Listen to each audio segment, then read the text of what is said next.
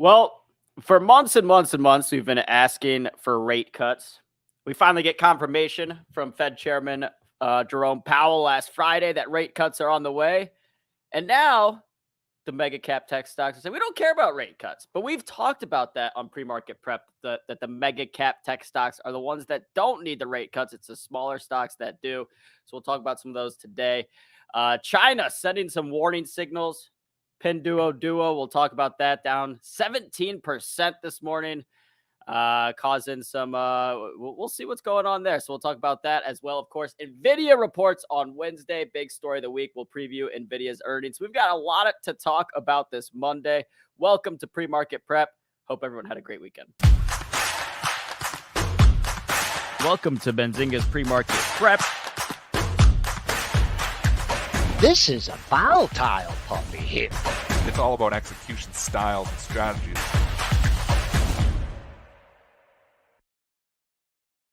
Let's go through the major indices real quick before we get started here. The S&P 500, pretty flat, down about 0.01% there. Qs are trading down as we're getting some of the 8 o'clock prints here, so a little weird, but as I mentioned, the mega cap tech stocks, Meta, you're looking down about 0.5%.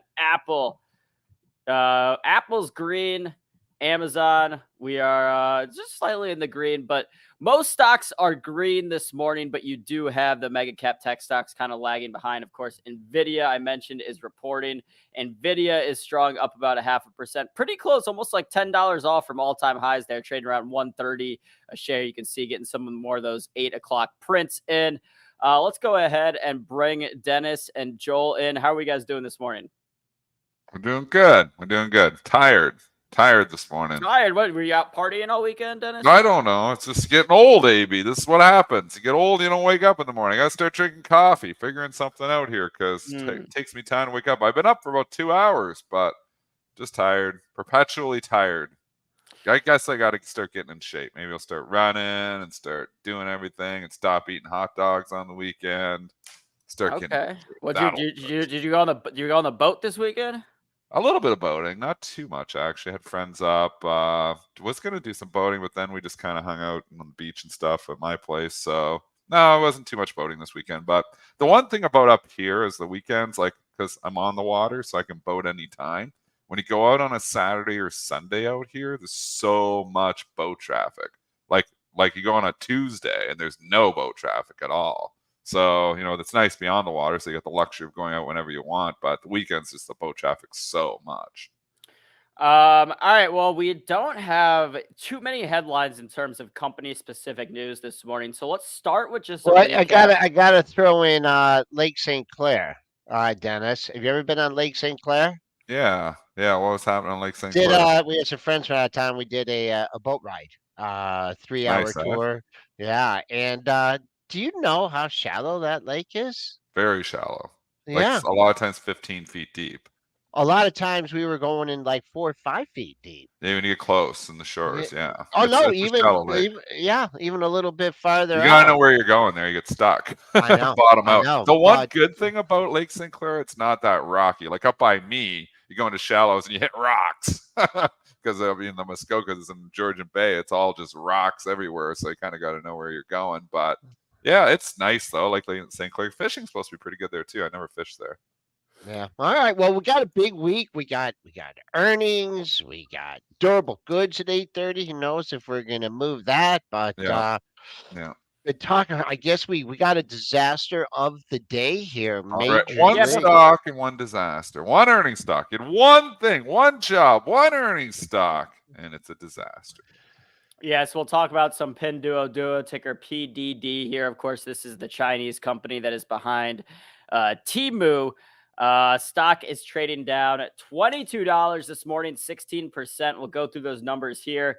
PDD announced EPS of $3.20, which beat the $2.73 estimate. Sales came in at 13.36, missed the $14.02 billion estimate. So missed sales by over $600 million there. So the EPS, market doesn't care that the EPS came in stronger than expected when you miss sales by that much. So reported an 80s, or they reported 86% revenue growth in Q2. So that sounds pretty good. But and then the company came out warning of revenue pressure. So again, this stock is just getting hammered this morning, down about $23. I actually was talking to someone the other day at the gym who was ordering stuff off Temu. I've never done it before, but he made it sound pretty good to make me, potentially want to try it sometime. But I guess not enough people buying stuff off Temu the previous quarter. Again, stock down, let's see, down $22. Now you can see here on the chart, I'll let Joel do it, but it looks a little kind of head and shoulders-y up here almost. You've got the top up here, another shoulder here, and then just boom, it's dropped straight down here. Dandruff.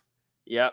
Not much to make of the price action. I mean, if you want to be like the super eternal optimist in this stock, the last two brackets, and we're not through this 15-minute bracket yet. You've bounced at 3 brackets in a row. You've made a low under 115. So keep an eye on that 114 handle. I mean, you're down in no man's land between 110 and 115. So pick your poison here if you're trying to buy it. What is the low? The low for the year, if you want to really get bearish, the low for the year is 108.87. So a lot of potential support there, but let me put a capital P on that potential support. Yeah, it's a tough call here because on the conference call, they talked about competition. They talked about, investing, further. Like they talked about stuff that you probably, especially with competition, you probably don't want to hear, like making excuses for the numbers. I think it took another down leg after that. And now you're looking at it, and it's not far from its lows of the session here, too.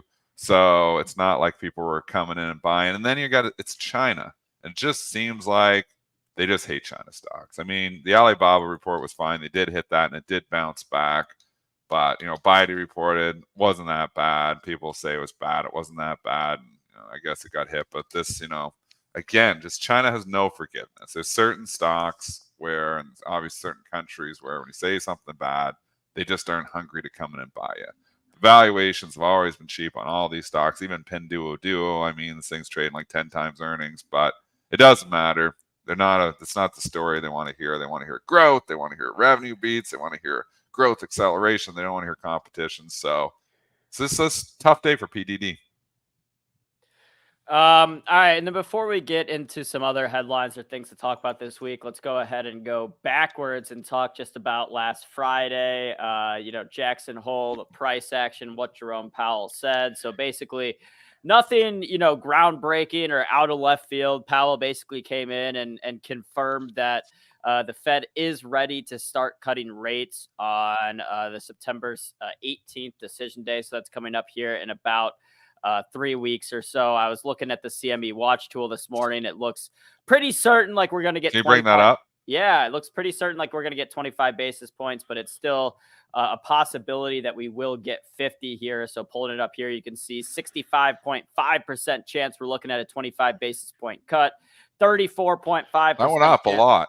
Yeah, so you're saying there's a chance. It's the it was like 22, 23 before Jackson Hole, so that went up a lot. Talking the 50. The 50 is, a possibility here still. And I mean, that's why if you look to Friday action, you really had, certain sectors exploding. TAN had a really good day. We're going to get to SEDG news in a second because it's having some follow through here this morning. But obviously the IWM having a good day. Everything that's interest rate sensitive having a good day. And really every stock kind of had a good day. But if you look at mega cap tech again, we've got to think about the environment we're going into. Mega cap tech works in any environment. Get into lowering interest rates, it works as well, but some of these other stocks might work better.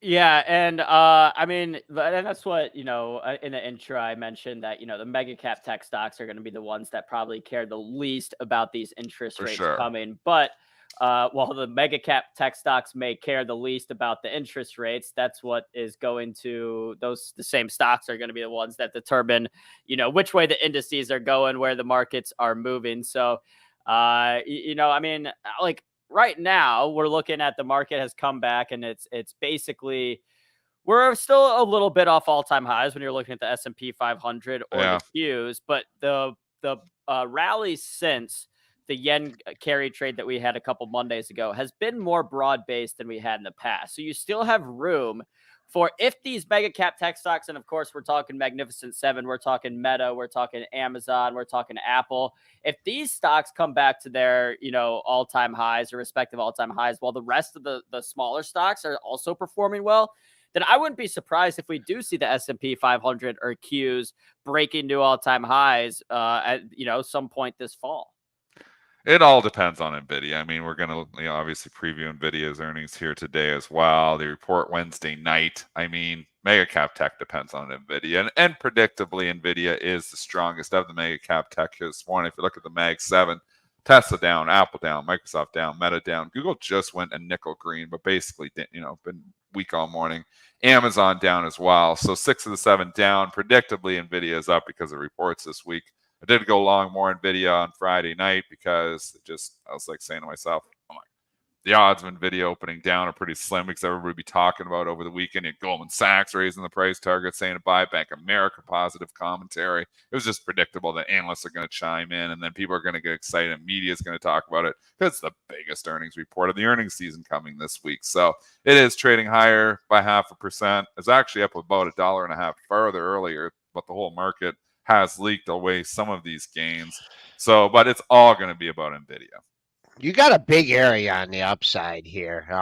Whether you're looking at the SPY, I don't know if the Qs are looking so much at it, but you got a potential, breakout here, or a triple top, whatever you call it. The Qs are not quite the same, but for the S&P, you had a high on Thursday, I believe, at 65.25. That was your high for the week. 62.25 is where they got it to on the Powell pump. And then your pre-market high falls right into that area at 64.5. So we'll just call that, the highest level 65.25. That just looks like another.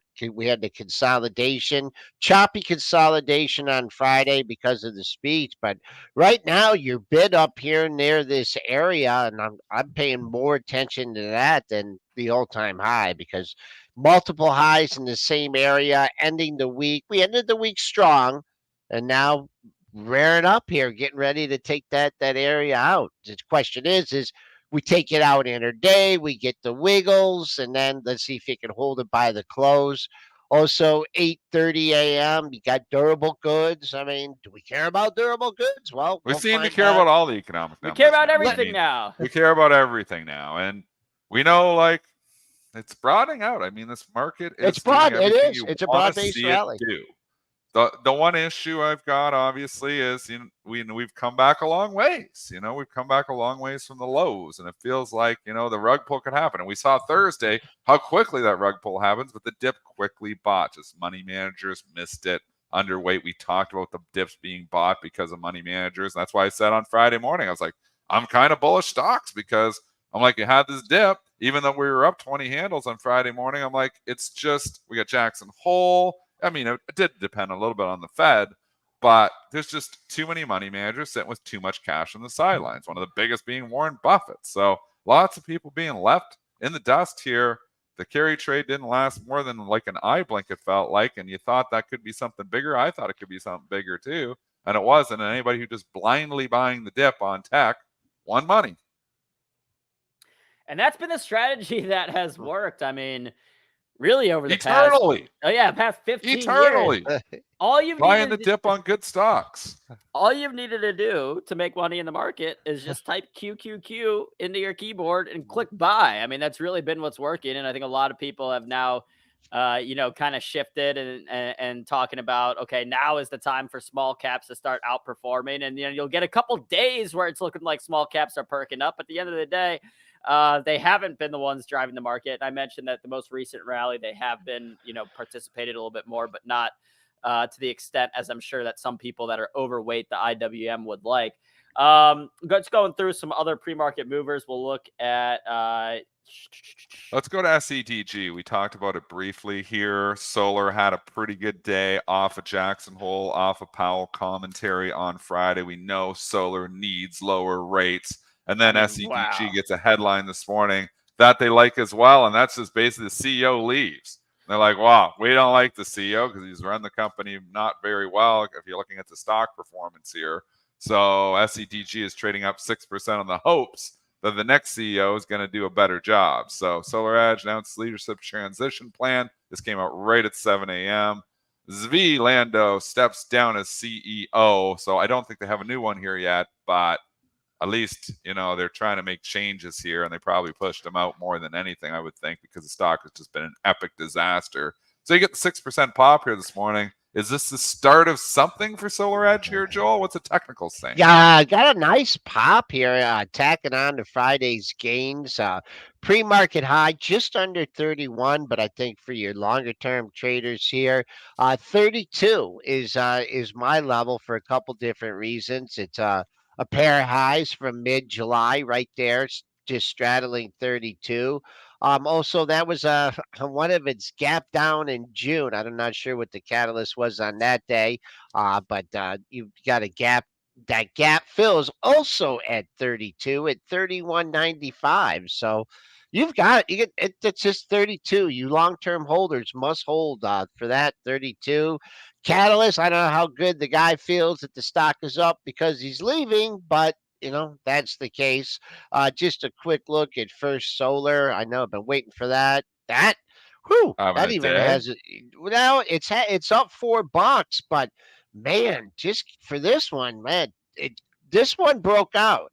I would have called the breakout at 233. This is at 234.99 of 13,000 shares. So First This one Solar looks pretty breaking good. out. Yeah, that does. First Solar, and then who else do we lump into Or this? ENPH we talk, and it's starting to turn around here too. And again, sometimes it's just best, to take a longer term picture here and say, hey, let's take what Powell was saying at face value. He doesn't seem like he lies to the market very often. Like when he was talking in November of 2021, am I getting my years wrong? I think it was November of 2021. They talked about tightening up. They talked about getting ahead of inflation. They talked about going into a rate hike cycle. If you just turned around and sold everything interest rate sensitive, that day and looked at 2 years later, you would have killed it. And now it's the opposite, where he's telling us they're going to start lowering rates. So now you got to start thinking about what has been depressed, what stocks have been held back because of higher rates, what stocks have been, trying to hold on. And solar is that the number one. Like solar, and we've talked about it. We said we cannot buy solar stocks. And listen to pre-market prep. Last 2 years, people keep asking about solar stocks. Cannot buy solar stocks until we actually start to see rate cuts. Well, they're coming. So my question to you, my question to the chat, is it time now to start thinking, maybe I'm not buying First Solar, it's up $5, but you get a dip. Are you buying First Solar? Are you even coming in and thinking about buying ENPH? Are you playing it safe, buying the tan, staying diversified? Or are you just staying away altogether and the sector's just in ruins and it's not going to turn it around? I think there's a play here maybe for solar right now.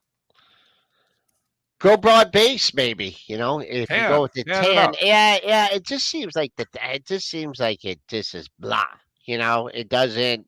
It doesn't get the analysts pumping. That's what that First Solar, that run back that it had when it got over $300. I mean, that was just Wall Street just greasing the pumps. I remember we could go back and look at all the upgrades here. But first, that's kind of been the best in class. The ENPH chart, that looks pretty good. It's been in a monthly consolidation here for almost Showing the life. entire year. Yeah, showing life, right? Which they should be. If we're going to start lowering rates, these stocks should be showing life. This is what they needed. This is when these companies were just excelling. It was low rates driving the bus for them. And then, we've been talking, it's higher rates for longer. It's been higher rates for a long time. But they start going lower here, there will be interest coming into these sectors. And don't kid yourself. A lot of money managers still sitting with a lot of cash, maybe saying, oh, look at TAN perking up. Oh, look at solar's perking up. Oh, and then, you just continue on. What has been depressed? We know the banks, regional banks been coming back. Had a hell of a day on Friday. That was all off Jackson Hole comments. So KRE looking a little bit better. And if you want to keep going out further, obviously we've talked the IWM. It's having a hell of a morning again. Everything else, mega cap techs, all 6 of the 7 were red. And you've got, IWM here trading up almost 1%. So we're at a point where if rates are actually going to start going down, maybe these stocks are, all buys on dips. Yeah, I mean, across the board, when you look at the solar stocks, we can look whether you're looking at the TAN, Enphase, First Solar, Sunrun, etc. All have done well the past few days in the market as we get ready for these rate cuts. So I don't know. It's interesting because sometimes, Dennis, like the market is predictable in that sense that we know interest rates are coming. We know which stocks need the interest rates, and they start perking up. But then, a lot of times it feels like that stuff's priced in. And if you go out and try to chase it. So right here, I mean, would you be looking for confirmation that these names are more of an uptrend as we're heading into this rate cut? Rather than just buying blindly any small cap stocks, or what type of environment do you think we're in right now? I mean, something you just said, and this is what, the market and analysts, everybody, it's priced in. Everybody's got this opinion, and by everybody, I just mean media or people, traders will say, well, that's priced in. The market prices in everything. The market knows the market's perfectly efficient. And what I tell you, and I've said this on the show before, is I wouldn't be here in my life where I am if the market was efficient. The market is stupid and prices in nothing. Money managers, the majority of money managers are stupid. I'm not joking. They're stupid. And I don't think this market has priced in a lot of stuff here yet. And I highly doubt, we're just starting to see these stocks perk up. And sure, it's trying to price in on Friday. They're trying to pay catch up. But was it absolutely shocking news? Like, Nope. Joel, was it just groundbreaking news that Fed chairman is going to talk about lowering rates next month at Jackson Hole? Was this groundbreaking news, folks? No, this was predictable news. And when you can trade on predictable news, you long into Jackson Hole and you'd be killing it right now. So that's why the market prices in nothing. If the market was pricing it all in, IWM wouldn't have just rallied $7 in one trading session, if we're counting this morning as well, off Fed Powell comments. So this market absolutely prices in usually nothing. The market is stupid. So that's the first assumption you need to make as a trader is don't think about everybody being smart around you. Think about everybody being stupid around you. And then what are they going to do when they start seeing rates going down? What are they going to do when they start seeing, like that's what it is. And that's why I say I trade news and headlines. If the market was perfectly smart and trading everything efficiently, you wouldn't need, your Benzinga pros. You wouldn't need news. But you do, because the market doesn't price in anything. So it gets a headline and then it's like go time. And that's probably, and you know why the market's it's actually gotten dumber over the years. And you know why, Joel? You know why. 100%. They're all dumb and they just trade off price and they trade off, and they will trade off the headlines and they grab them and they go. But they aren't predictive algos saying, oh, well, we think we're the algos and we think we're not at AI trading yet.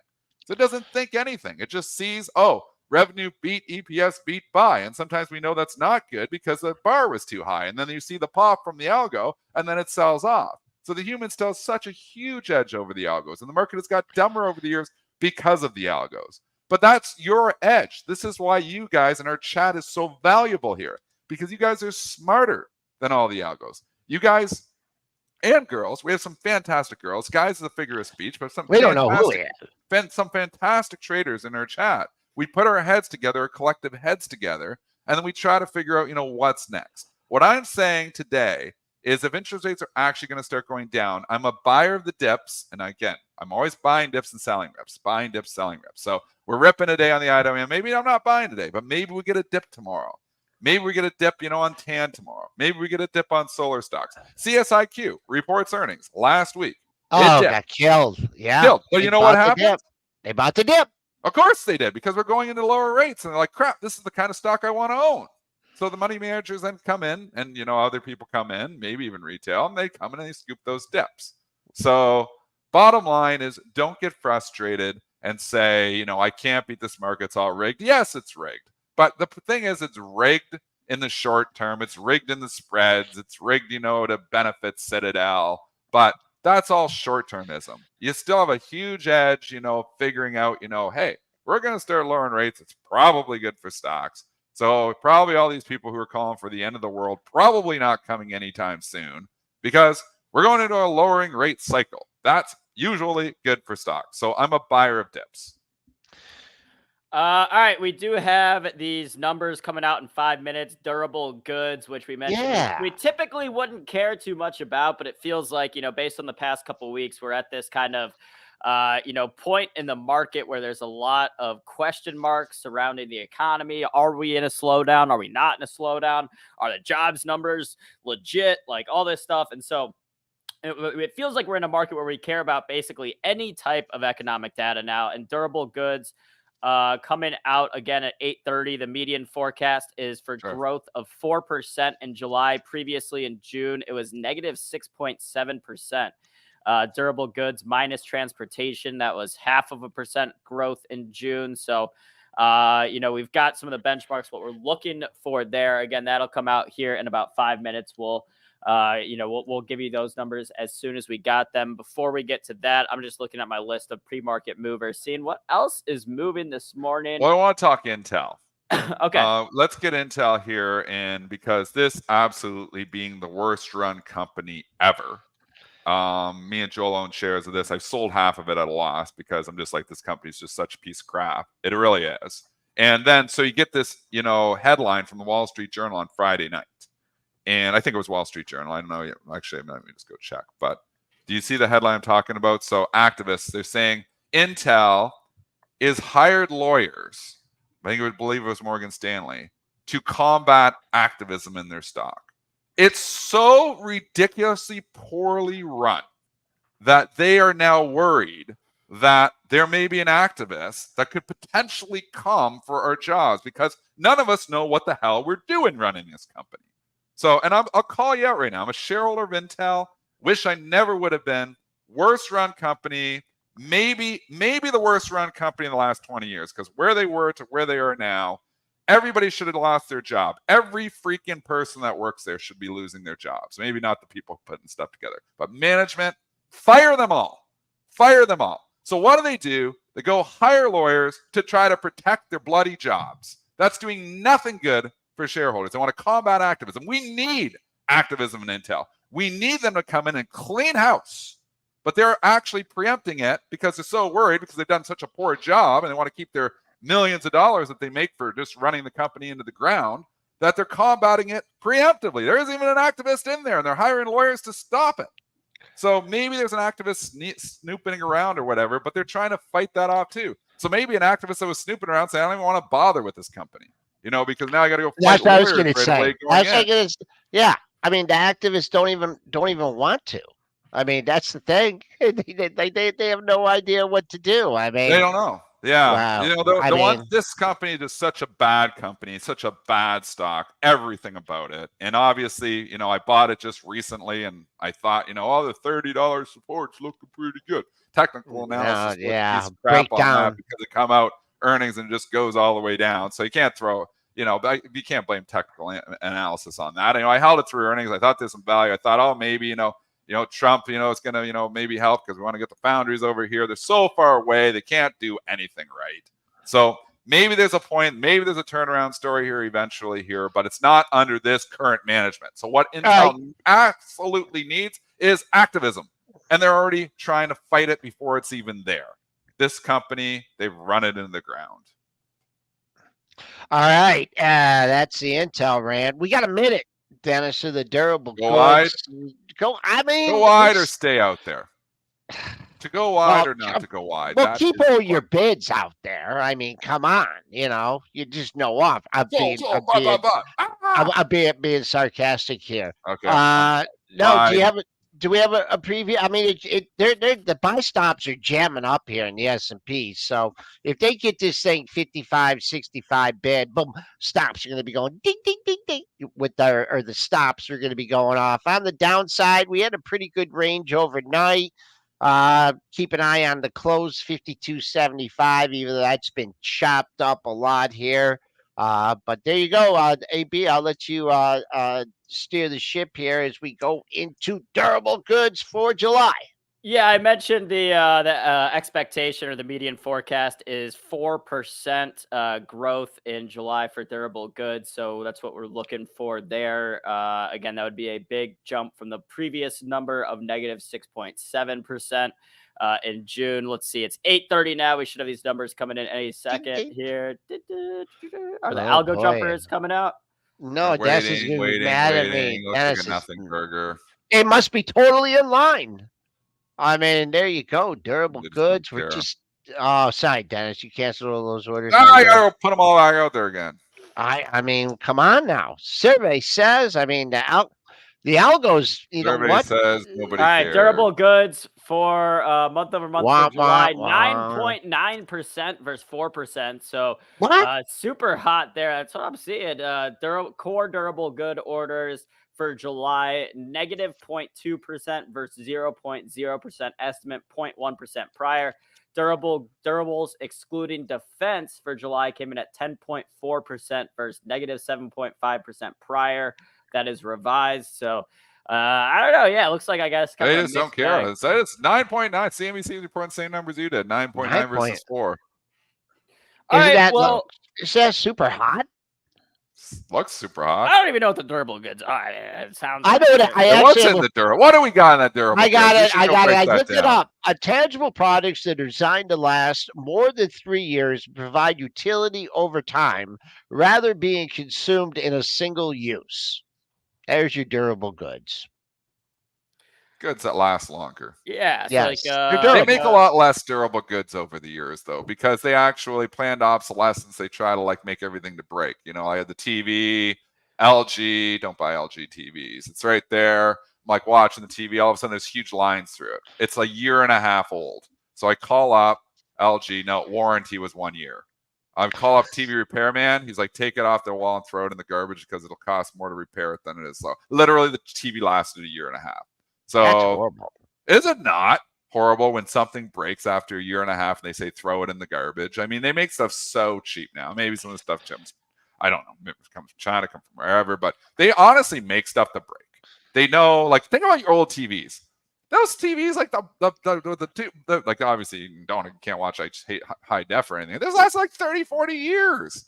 But they can't make stuff last that long anymore because they can't sell anymore then. So they make everything to last and break. It's like your warranty on your car, designed to start breaking after your 60,000 clicks. You start to get some problems after 7-8 years. It's a junk bucket. It's intentional. Don't kid yourself. They know what they're doing. All right, 8:32. I see our special esteemed guest of the day hanging out backstage. So if Jonathan is ready, gives me a thumbs up or something, we'll go ahead and bring him on a few minutes early. I just got the sign. Let's go ahead and give Mr. Corpina our very special pre-market prep welcome.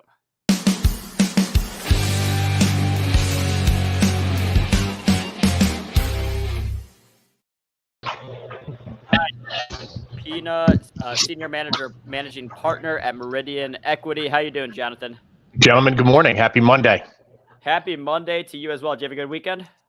I had a fantastic weekend. Love to hear it. Did you get some golf in? Looks like you're wearing a golf shirt. I'm going to go hit some balls later on today. I'm playing golf tomorrow, so I'm kind of, just getting myself in the routine.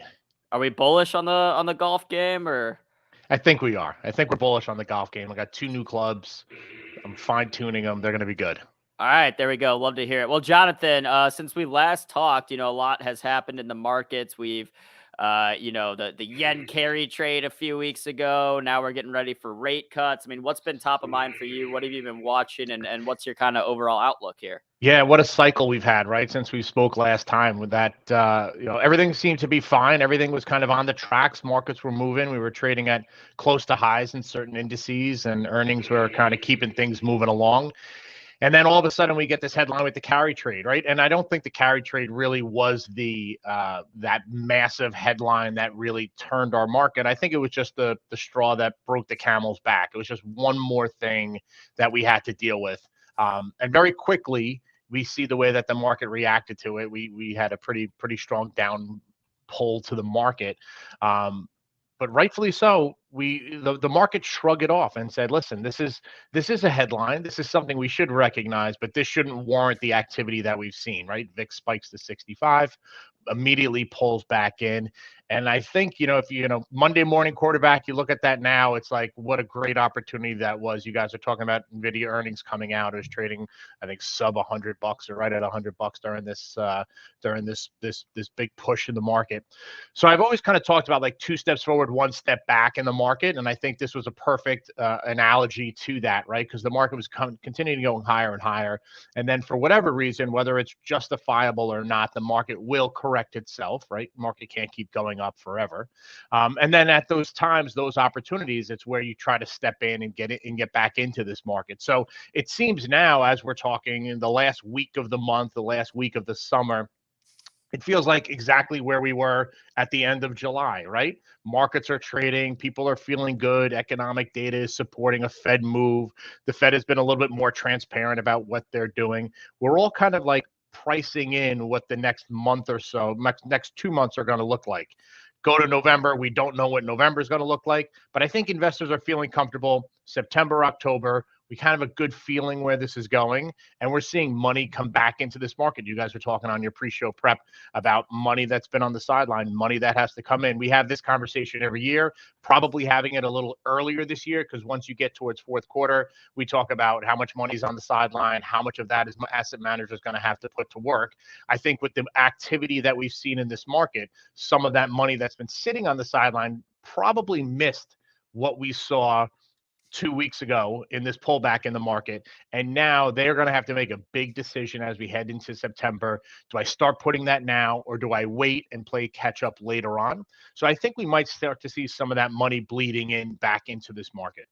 Is that what you're hearing from your institutional customers here? Like, are they looking like to buy, like they're saying pulling back when you see the dips? Like we got the dip on Thursday, where their institutional customers coming in saying, yeah, I want to get in these stocks. This is where I want to be. Dennis, I can tell you this, we don't see panic selling. And that's where my kind of conviction is. When I start seeing these, larger orders with less restrictions on it, just sell it, we're not seeing that, right? When I start to see that, that's when I start to get a better understanding of, this might be real. We did not see that in what happened in mid-July. You guys are talking about algo selling and algo trading. That's exactly what that was. Algos read the headlines, they pick out keywords, AI generated, and next thing you know, they start trading off of that. And they're all trading off technically the same logic. So they start to snowball each other. They start to leapfrog each other. And then you get this momentum trade that really isn't a momentum trade. But what happens is that you can watch the S&P futures when any economic data number comes out. It's a good number, it's a bad number. You just see this. And then all of a sudden it's got to find its path. It's the algo trading that's going with that. It's a part of the business. It's a part of a tool. But at the end of the day, these conversations are the ones that really are the money makers.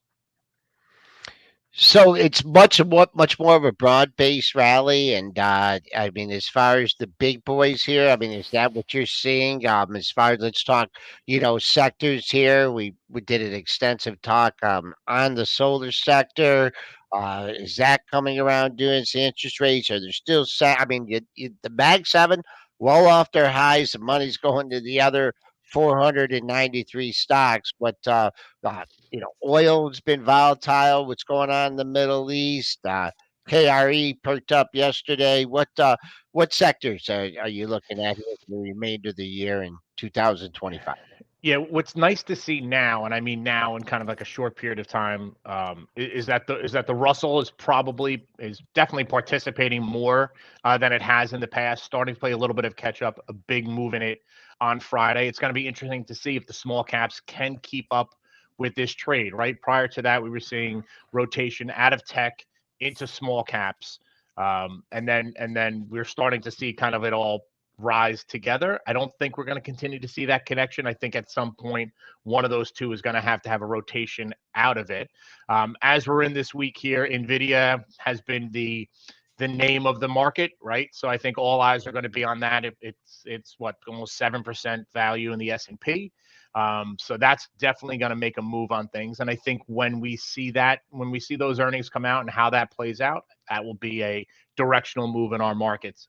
With interest rates going where they're going, and we've got the somewhat of the soft playbook of where that's going to go. I think some sectors that have been been benefiting and will benefit from that, and I know it's had a pretty good move to it, is the real estate sector, right? You start to see what's going on there. I think people got very, in a good way, comfortable with interest rates being where they are and where they were for such a period of time. And you're looking at a 30-year fixed for, I don't know, 7.25%.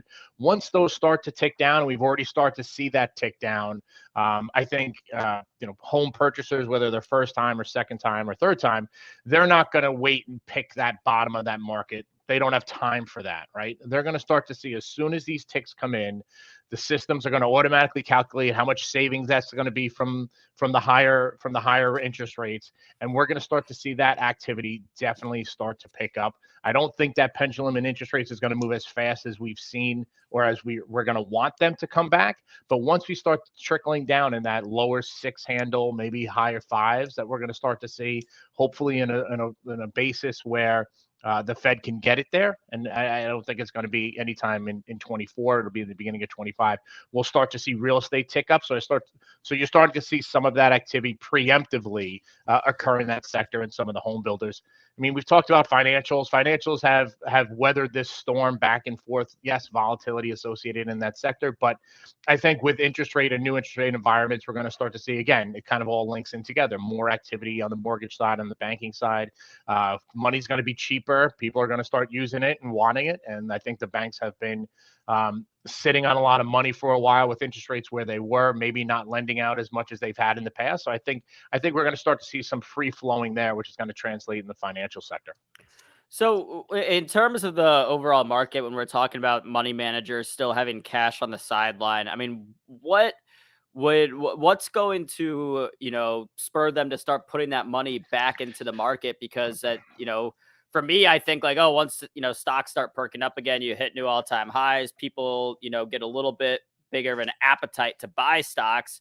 But it's kind of like the chicken and the egg, where it's like that money coming off the sideline is going to be what drives stocks to their next highest point. But we're also waiting for stocks to start performing better before people start taking that money off the sideline. Yeah, so, I think in a normal year, we could probably pinpoint a few things. I think what's going to be the catalyst this year is the calendar, and that's the U.S. election. I think I'll preface that I'm not a big believer in the polls, but that's the data that we're looking at and that we're getting. Let's go with the premise that it is 50-50 in this area. The U.S. presidential election that's going to occur in the beginning of November. At some point, this money that's been sitting on the sidelines, that will be a catalyst. I don't know how that election is going to turn out, and I don't know what the impact on the market's going to be. We can talk about that in maybe not the next show, but 2 shows from now as we get closer to that. But I think that's going to be a catalyst. At some point, asset managers who have money on the sideline, who have been waiting, probably like, let me get through the summer type of thing. Now we've got September, October. We've got interest rates coming up. They're going to have to make a play prior to that. And then their next big calendar move is going to be November. They're going to have to make a big play prior to that, just because you can't miss out, right? You can't not participate. If you buy some and the market goes up, you could buy more. If you buy some and the market goes down, you can buy more. And conversely, taking some risk off the table. So I think we're going to see somewhat of a benign September as we get to the Fed point. Yes, we'll see a little bit of volatility, but I don't think we're going to see any real significant moves that are going to cause trends. October is going to be October. We'll see how that plays out. We know historically how October is done, but we can push that all out the table. But I think November is really going to be that catalyst, because once you get through that first week of November, we're going to have 7 weeks left in the year for asset managers to either, put money in place or take some risk off the table. So interesting year that it's coming down to the U.S. election, in my opinion. Okay. Can you explain the gold market to me? Because gold is an inflation hedge, right? And we had all this inflation, gold didn't really kind of went down. And now lower interest rates. Well, that's good for gold. Silver been a major laggard here. Can you just, when did the narrative change and give us an outlook for gold and silver, maybe some other commodities moving forward? Yeah, it's such a big disconnect, and I think that just shows kind of an overall theme to our markets here, that when you think you have it figured out, it's not exactly what it is. Yeah, gold is an inflation hedge, right? And as we've seen interest rates continue to tick higher and higher and get to some inflection point, right? The activity that we've seen in gold hasn't always lined up as to what you would have thought it would line up to. At this point, I don't have an opinion on gold. I think we can kind of move either way here. Again, like this disconnect that we keep seeing here it's hard for it to pinpoint where that's going to be. I think when you mentioned oil before in one of your questions, right, with the situation in the Middle East and now how that continues to unfold, I think geopolitical risks is one of our larger risks for our U.S. market, our U.S. economy, and our government.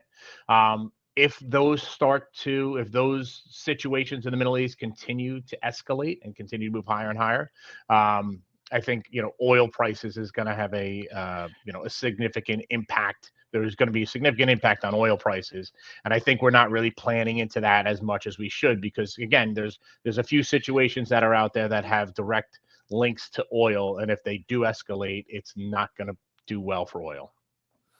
Got it. Well, we've been on the line again with Jonathan Corpina over at Meridian Equity Partners. Jonathan, always great to have you on Pre-Market Prep. Good luck with the golf game tomorrow, and we'll call your line soon.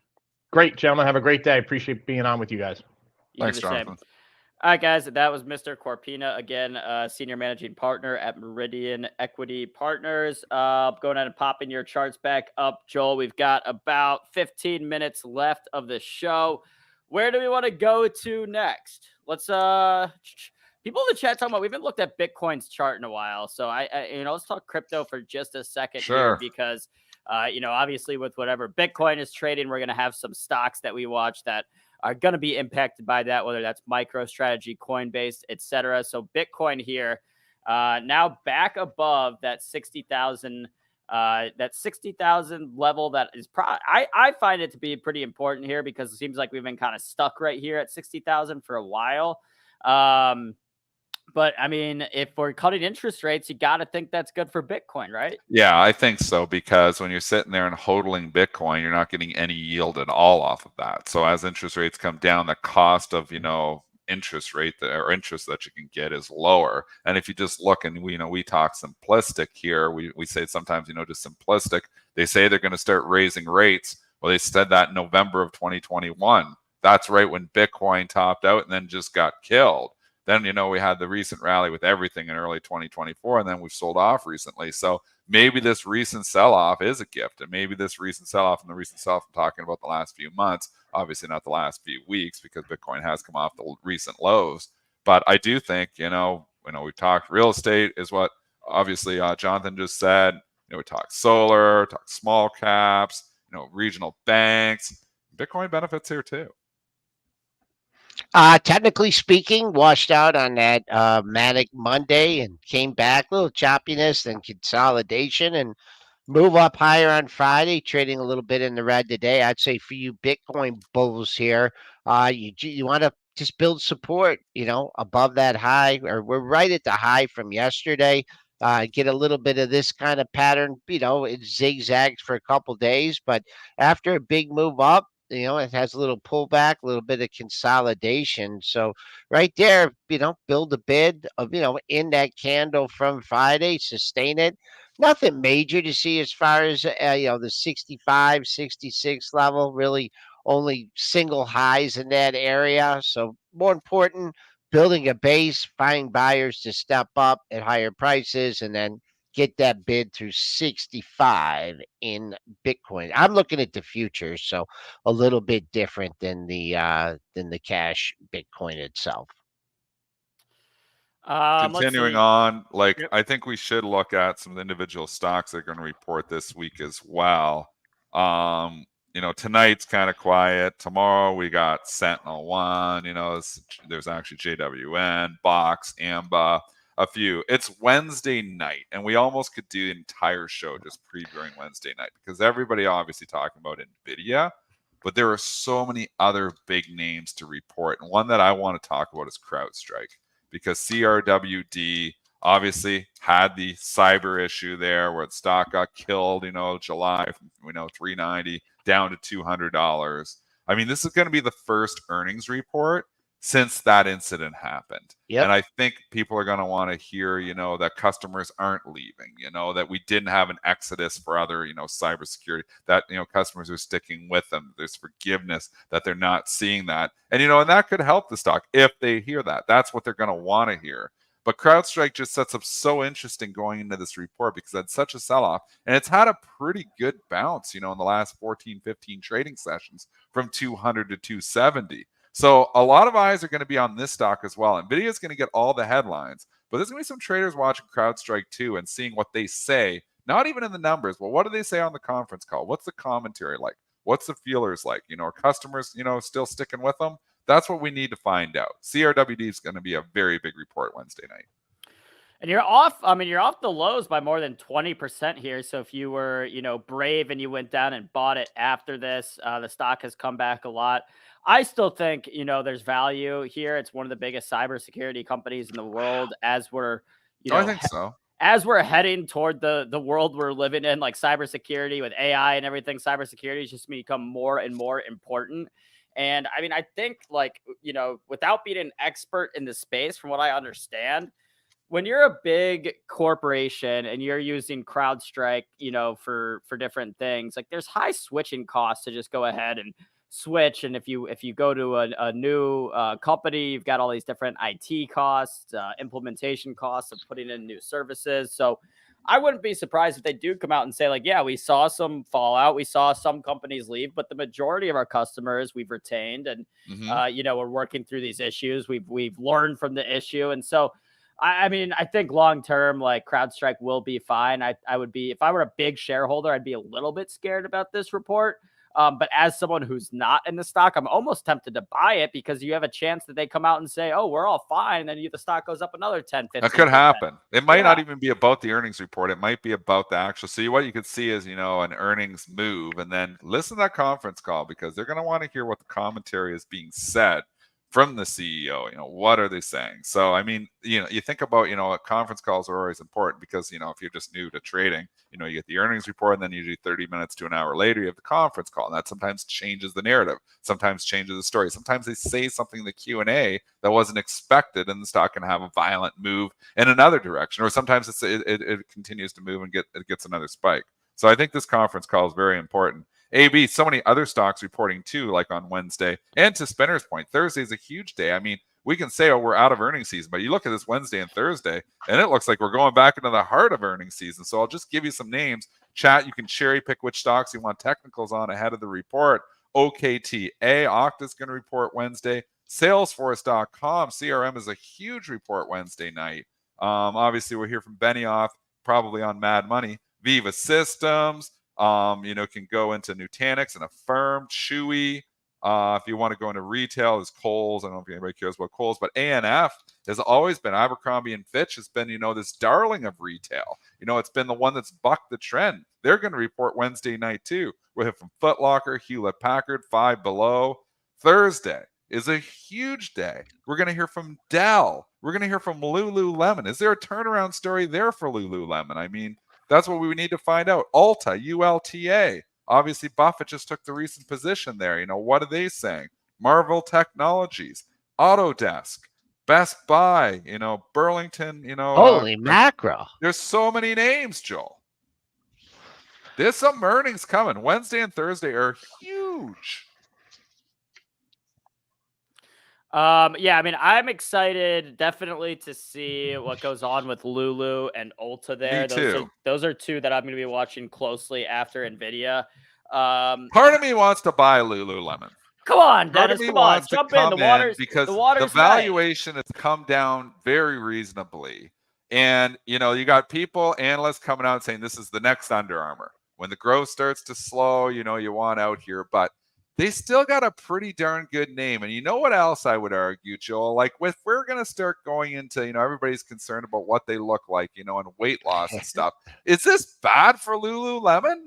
Is this like, you know, like, oh, people are going to start wearing less yoga pants because they're losing weight? I don't think it is. I think you've come off, from the highs over $500 a share. You've come down with the stock is trading 18 times earnings. I don't know if it's ever traded 18 times earnings. It's probably the cheapest from a valuation perspective this stock has ever been. And then you have, ripe for activism too, maybe, stocks come down. We talked about this one as a possible activist target. But I mean, we'll see how this earnings report goes here. But maybe the bar is low enough here where a stock like Lululemon is actually a buy. Well, it was a big fade off its last report, right? I mean, it had that pop up over 320 and gave it back. Killed it. Not far, off the low of the, really not that far off the low of the move. Well, yeah, now 226, but quiet consolidation here. Not much of a meaningful retracement, really, of this move. I can't believe this thing started the year. Ended last year at 511.29, 2-for-1 stock split. Over that, you went to 226.01. I mean, good risk reward ratio here. I mean, even if you looking longer term, if you want to look at it ahead of the report, if it comes in after the report. But yeah, people being skinny, they're going to want to buy more of those yoga That's pants, what I'm saying. more of those stretchy, stretchy materials. Show off that new look. So. I'm with you. I'm with you on Lulu. Chad's mixed, and a lot of people are mixed. This is a tough story, because there is an argument that when growth slows at retailers and the story starts to cool off or goes ice cold, those valuations can come down to extremely low levels. Because at one time Under Armour was trading 40 times earnings. At one time they were talking about this is the stock, this is the Nike replacement. This is it. Well, Under Armour is 15 times earnings here now, and it's been here for a long time, and the stock's obviously come down substantially here. So this was just a terrible story, even though the stock's bounced in the last couple of weeks. Yeah, it's a little bounce. Maybe it's just too, maybe it's just too early to start making comparisons of Lululemon to Under Armour because nobody knows anything. And I don't know if I'm of that opinion that this is necessarily the next Under Armour, and growth's going to slow to a point where we're only going to be trading 12, 11 times, and it's going to continue to go down. I actually think Lululemon's a buy. The most interesting, you ripped through so many stocks there when we were going through the earnings. Sure. Boy, this chart really popped out. Foot Locker? The Foot Locker back. Look at the consolidation station here. It's traded 90 cents. That's only 607 shares. So a little suspect on that one. But folks, man, keep an eye on this $33 level. You've had a whale there for 1, 2, 3, 4, 5, 6, 7 sessions here ahead of earnings. Someone's just saying, I want out at 33. I want my average price to be 33. So you're up 33.61, as I said, on 607 shares. That 33 level is going to be a good level. Let's see if they can, take it out, close above it. And then with the report, if you get a nice pop off the report, it comes back through that area. That's a 6-star. We'll make it a 6-star because it's traded in that area 6 days in a row. So that's a big setup. Nike's continued in absolute no man's land here. If you want to put a chart up, put no man's land in it. You had the Ackman gap up. Yeah. And now just kind of, I don't know what to do. We're going to fill the gap way up here. Way up here. Then you got a gap on the downside too. So Nike and no man's man, but nice clean technical setup here in Foot Locker. It's tough. The Nike is just tough, and because it's been like the leader in footwear for decades, and I feel like they've lost that leadership. I feel like Nike is having its Intel moment, and that's not a good thing. Like what's on. There's a lot of other, Skechers, but, you can go even further than that. On-ons, just a problem for them. And people aren't wearing Nike shoes like they were before. People weren't buying Intel processors like they were before. I feel like, I know Ackman is a big name and he's given the vote of confidence, and that's why the stock has popped up the last, 6, 7 trading days. But I think its story here is just not good. And I look at Nike from a valuation perspective, and let's just do a fun comparison here. Here is Nike, and it's been struggling here for a while. It's still trading 26 times forward earnings, 22 times current earnings. Comparing it to Lululemon, which doesn't have as, obviously it's competition for everything. Retail is very competitive, but Lulu's only 21 times current earnings, 18 times forward earnings if they hit those estimates. Would you rather own Lulu than Nike? I'm going to say 100% yes. What I will say also is, though, I don't know if I have the guts to buy Lululemon ahead of the report. I think I probably would be if it disappointed on results, I think I would be buying that dip, though. So I think the setup is if Lulu disappoints for whatever reason, they find something they don't like, I think I'm going to buy Lululemon on the dip if it dips. If it goes and gaps up, it's probably going to go without me. That's my setup. All right. Well, again, we have a lot of earnings this week. We will be discussing, of course, Nvidia is going to be the one that will be the most important to the market. But all week this week on Pre-Market Prep, we'll be breaking down these reports and seeing how the market is reacting again as we head toward this anticipated rate cut later in September. Good Monday, guys. We didn't have too many company-specific headlines, but we still had a lot to talk about. Shout out to Jonathan Corpina for joining us today.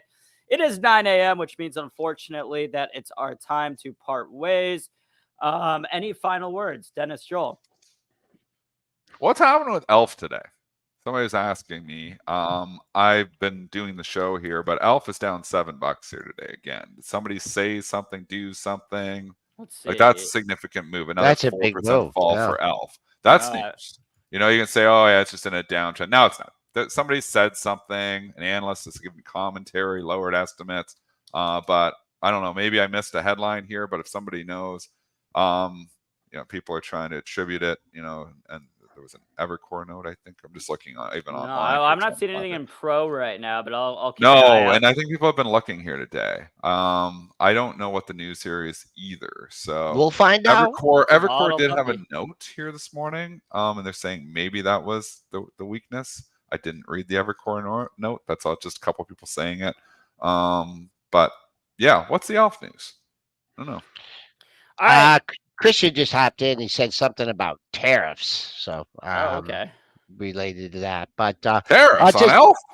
I don't know. There's tariffs in Canada. Canada, if you wanted to just pop in, Canada is putting tariffs. I don't know if that's affecting Elf, though. But they're Elf putting Beauty, tariffs. I don't know either. Steel, aluminum, EVs, China tariffs. Great. So I get to that's it. Stuff in Canada. Awesome. Final word from me. X marks the spot on the upside with that. It's a triple top now, but you blast through it today. Then Elf is made in China. So maybe it is. Christian's smart, so I'll go with Christian. Okay. All right. We'll keep an eye on that, and then. Do you know who we got for T3 Tuesday, Aaron? I don't know the specific guest, but we do have a T3 Tuesday tomorrow. Always get some great guests from them. Of course, we had Sami Abusad last week, so probably not him again, but we'll get someone from T3 tomorrow. Excited about that. But thanks to everyone who tuned in today. Of course, we do have live trading with Ryan Faluda and crew starting up right after this, so make sure to stay tuned for that. And we will be back tomorrow morning, 8 a.m. You guys know where to find us. Please smash the like if you haven't already, and hope everyone stays green today, and have a great Monday.